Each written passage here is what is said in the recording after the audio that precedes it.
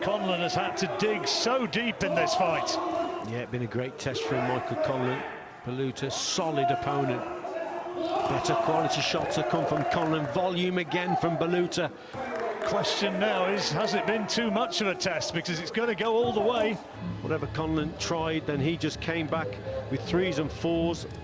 But again, they're missing the target, Baluta. Good right hand from Conlan there.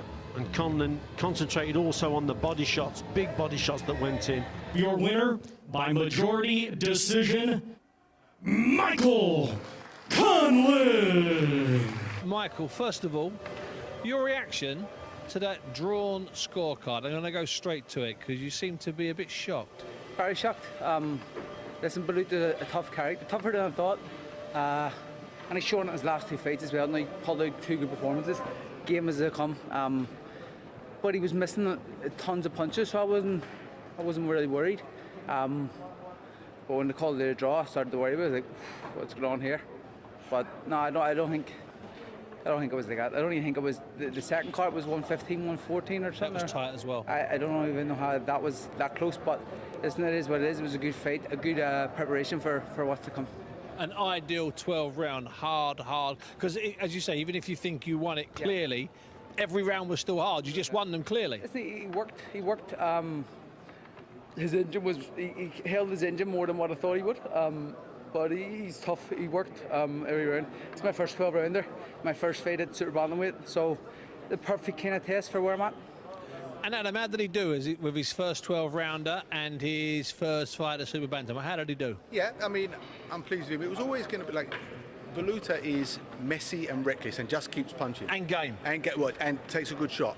So it's always going to feel uncomfortable while you're doing your work.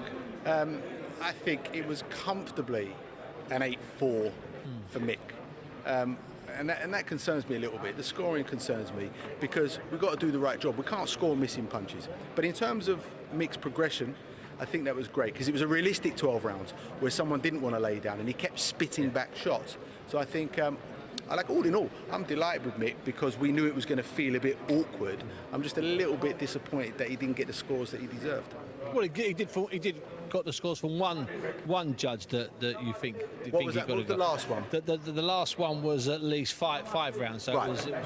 that was close. So it was a five round swing. Now let's move on because it's complicated with you, Mike. Because if we were talking last March, we were looking at fights in May, maybe for the vacant title, and then that title gets won, someone falls ill, then someone else wins it, and you think you might get a crack, and instead there's this complicated series of fights. Talk me through your understanding of your path from here, your call tonight, to a world title fight. Well, I know the WO will be contested for in September, but against a fight which hasn't even happened yet. So, that fight could happen in August if possible.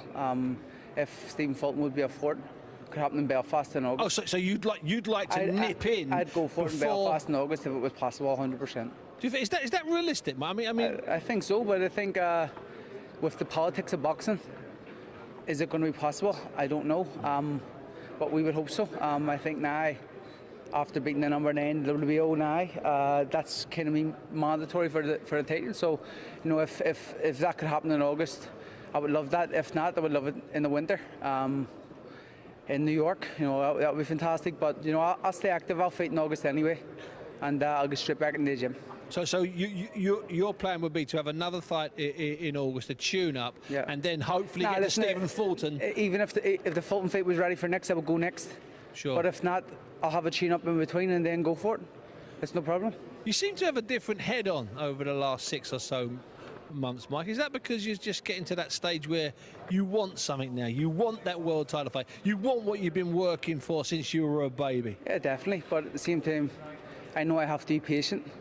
And I know that you can't rush too quick because, these things, there's always roadblocks in the way and you can't, throw the toys out of the pram. So, I'm patient, and if I have to wait till December, it's no problem. But I know I'll fight for the belt. And Adam, will he get some time off now? Because it was a slightly longer camp because there was meant to be a fight in Dubai. Will you insist he does nothing now?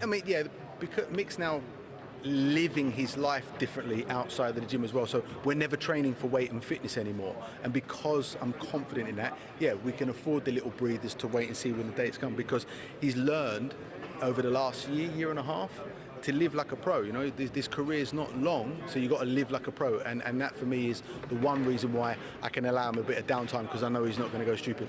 He's not going to go stupid. Adam, thanks so much. Mick, well done.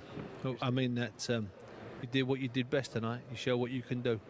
And let's hope you get that world title fight sooner rather than later. Yeah. New York in winter.